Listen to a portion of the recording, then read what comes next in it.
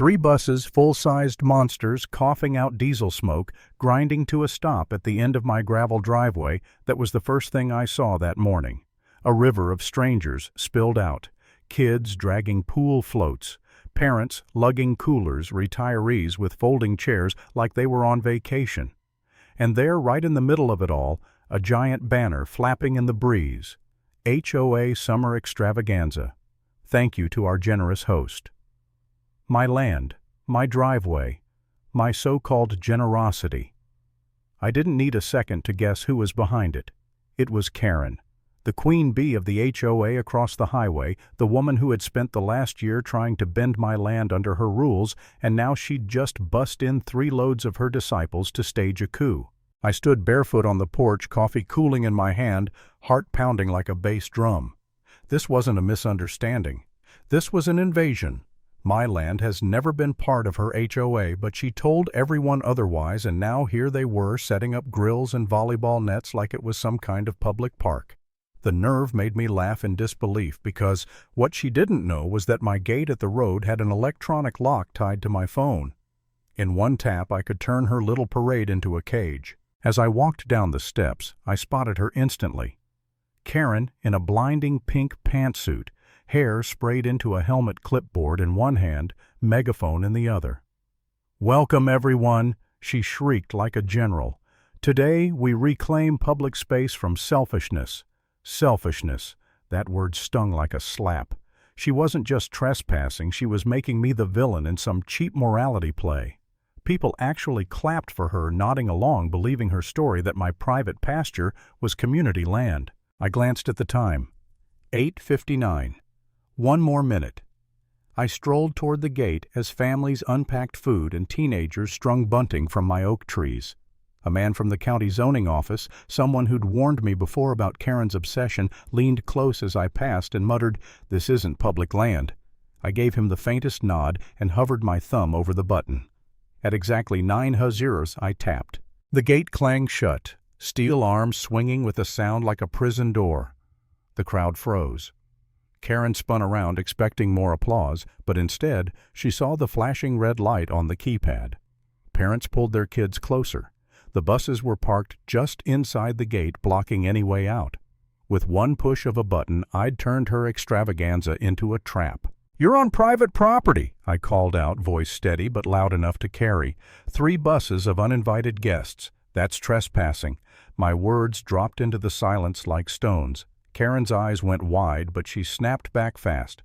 Megaphone screeching, "Don't listen to him. This is public land now. We're exercising our rights." But her voice cracked, and the panic in her eyes betrayed her. Even the bus driver shuffled over, sweating, and whispered, "She told us it was public." We were hired.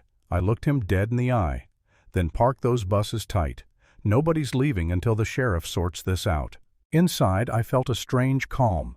This was the moment I had been preparing for. Still as the crowd fidgeted, as the first murmurs of unrest rippled through, doubt crept in. Was I going too far? Locking in 3 buses of families, kids, grandparents? What if I was the crazy one here? What if Karen was right, and everyone saw me as the selfish recluse, the hostile neighbor? For a second I wanted to unlock the gate, let them spill out, and avoid becoming the villain she painted me to be. My stomach twisted with that thought. But then I caught sight of Karen again, strutting like she owned the place, her pink suit blazing under the sun. She was barking orders, telling people to set up buffet tables on my grass, telling children to run through my pasture like it was hers to give. And the doubt evaporated. This wasn't about me being difficult. This was about her obsession, her need to control what she didn't own. That was the reason I had to stand my ground. As the hours dragged on, the scene turned surreal. Parents demanded answers. Teenagers filmed TikToks mocking the chaos. A blogger showed up with a camera crew. Karen tried to keep control, announcing through her megaphone that the host was just running late, but the cracks widened fast. A woman shoved the flyer in her face, shouting, "You lied to us!" The zoning officer, tired of the circus, stood up and yelled loud enough for the news cameras to hear. "This is private property." She knew it. The crowd gasped like an audience at a bad play. The script suddenly flipped. By the time the sheriff's cruisers pulled up, reporters were already broadcasting the fiasco live. Blue lights flashed against the steel gate, and Karen ran toward them, waving her clipboard like a surrender flag. "Officer, arrest him at once. He's holding us hostage." The sheriff, a tall man with mirrored sunglasses, barely raised an eyebrow. "Ma'am," he asked slowly, "why are you and all these people on his property?" One question, sharp as a dart, punctured her whole act. She stammered, "This is community land. We're exercising our rights." He extended his hand. "Show me the deed." She froze. "Nothing." He turned to me. "You got paperwork. I handed over my folder title Survey Tax Records." He flipped through, nodded once, and said, "That'll do." The crowd's grumbling swelled into open anger. "You lied to us." "Karen," someone shouted. "We want our fees back," another yelled. Reporters shoved mics at her, capturing her collapse in real time. The sheriff turned back to me quietly. "You want to press charges?" I shook my head. "Not today. I just want them gone." He nodded. "Everybody back on the buses." He barked, his voice cutting through the mess.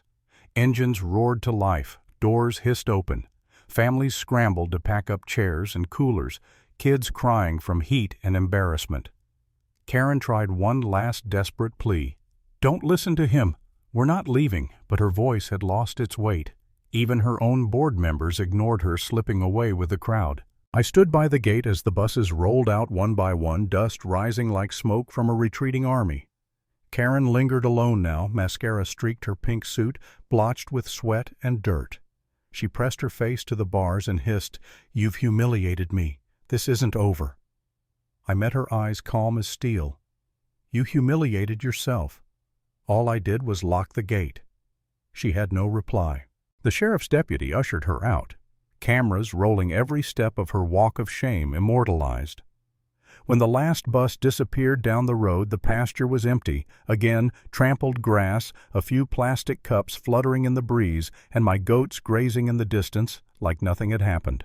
That was where the story ended for her. The self-proclaimed queen of the HOA, stripped of her power in front of her own followers, exposed not by lawyers or endless meetings, but by her own arrogance. And me, I stood there at my gate, tired but unshaken, realizing the truth I'd nearly lost in my moment of doubt. If you don't defend what's yours, someone like Karen will always be ready to take it.